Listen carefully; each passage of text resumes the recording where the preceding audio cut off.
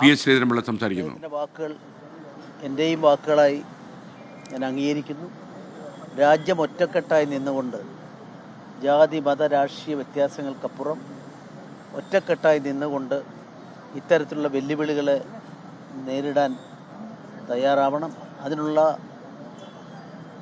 ശ്രമത്തിൽ എല്ലാവരും ഒറ്റക്കെട്ടാണെന്ന് തെളിയിക്കപ്പെട്ടിരിക്കുന്നു. നമ്മൾ മാത്രമല്ല, ലോകം ഇന്ന് ഒറ്റക്കെട്ടായി നമ്മുടെ രാജ്യത്തിനെതിരായി തീവ്രവാദികൾ നടത്തിയ ഈ അക്രമത്തെ അപലപിക്കുകയാണ്. ഒരുപക്ഷെ ലോക ചരിത്രത്തിൽ തന്നെ ചൈന ഉൾപ്പെടെ എല്ലാവരും ഇത്തരമൊരു സംഭവത്തെ അപലപിച്ചുകൊണ്ട് മുന്നോട്ട് വന്നത് ശ്രദ്ധേയമാണ്. എനിക്ക് തോന്നുന്നു ഇത്രയും ശക്തമായ നിലപാടുമായി ലോകം ഒറ്റക്കെട്ടായി നിന്ന മറ്റൊരു സംഭവം ചരിത്രത്തിൽ നമുക്ക് ചൂണ്ടിക്കാട്ടാനുണ്ടാവില്ല. ശ്രീ രാമേന്ദ്രനെ സംബന്ധിച്ചിടത്തോളം ഞങ്ങളുടെ രാധാകൃഷ്ണനുമൊക്കെ ഞങ്ങളുടെ സഹപ്രവർത്തകരായിരുന്നു. അദ്ദേഹം ഇവിടെ സ്ഥാനാർത്ഥിയായി മത്സരിച്ചയാളാണ്. ഞാൻ ഉണ്ടായിരുന്ന രാഷ്ട്രീയ പ്രസ്ഥാനത്തിൻ്റെ ആ കാലഘട്ടത്തിൽ. അപ്പോൾ അദ്ദേഹം എന്നും ഒരു മാതൃകാ പൊതുപ്രവർത്തകരായിരുന്നു. അദ്ദേഹത്തിൻ്റെ ചുറ്റുപാടുമുള്ള വീടുകളിലേക്ക് നിങ്ങൾ ചോദിച്ചാൽ അറിയാം, എല്ലാവരുമായിട്ട് സ്നേഹവും സൗഹാർദ്ദവും. അത് ഗൾഫിൽ പോയി തിരിച്ചു വന്ന ശേഷവും അത് തന്നെയായിരുന്നു.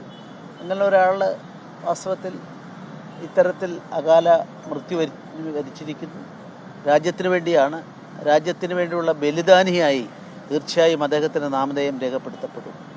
അൽ ഖ്വയ്ദയുടെ പ്രഖ്യാപന നയം രൂപീകരിച്ചപ്പോഴുള്ള ബ്രിട്ടനിലെ കോൺഫറൻസ് ഉൾപ്പെടെയുള്ള കാര്യങ്ങൾ, അവരുടെ പ്രഖ്യാപന നയം 41 രാജ്യങ്ങളെ ഒന്നിച്ചു ചേർത്തുകൊണ്ട് അവരാഗ്രഹിക്കുന്ന ഒരു മതവിശ്വാസത്തിൻ്റെ അടിസ്ഥാനത്തിലുള്ള രാഷ്ട്രമെന്നുള്ളതാണ്.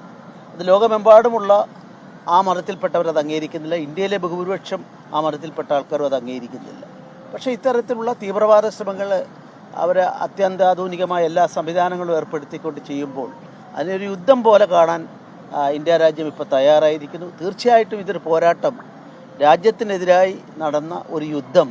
ആ യുദ്ധത്തെ ചെറുത്ത് തോൽപ്പിക്കാനുള്ള ശ്രമത്തിൽ നല്ല നടപടികളുമായി ഇപ്പോഴത്തെ നടപടികളെ സംബന്ധിച്ചിടത്തോളം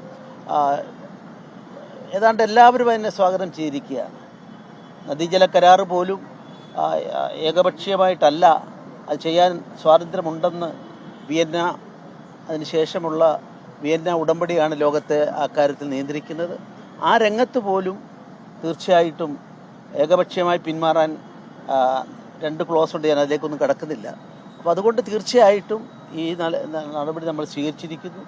ചരിത്രത്തിൽ ഒരിക്കലും 2 യുദ്ധമുണ്ടായ ഘട്ടത്തിൽ പോലും, പാകിസ്ഥാനുമായി 71 യുദ്ധവും 65 യുദ്ധമുണ്ടായ സമയത്ത് പോലും ഈ കരാറ് പ്രകാരമുള്ള ഗുണഭോക്താക്കളായി അവർക്ക് തുടരാൻ സാധിച്ചിരുന്നു. ഇന്ന് ഈ നിലയ്ക്കുള്ള കൊടും ക്രൂരതയ്ക്ക് മുന്നിൽ കീഴടങ്ങാൻ ഭാരതം തയ്യാറല്ല എന്ന് ഉള്ളതിൻ്റെ ഏറ്റവും വലിയ വ്യക്തമായ തെളിവായി അതിനെ കാണുന്നു. അതുകൊണ്ട് ശ്രീരാമചന്ദ്രൻ്റെ ജീവിതം അദ്ദേഹം ഹോമിച്ചത് ഈ നാടിനു വേണ്ടിയാണ്. നമ്മളെല്ലാവരും അതനുസരിച്ച് ചിന്തിക്കുക.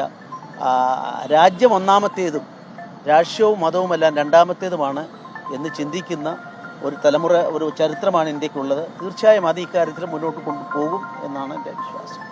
ഞാൻ എൻ്റെ സഹപ്രവർത്തകൻ കൂടിയായിരുന്ന രാമേന്ദ്രൻ്റെ ദേവയോഗത്തിൽ അനുശോചനം രേഖപ്പെടുത്തുകയും അദ്ദേഹത്തിൻ്റെ ആത്മാവിന് സർവശക്തൻ എല്ലാ മോക്ഷവും നൽകട്ടെ എന്ന് പ്രാർത്ഥിക്കുകയും ചെയ്തു.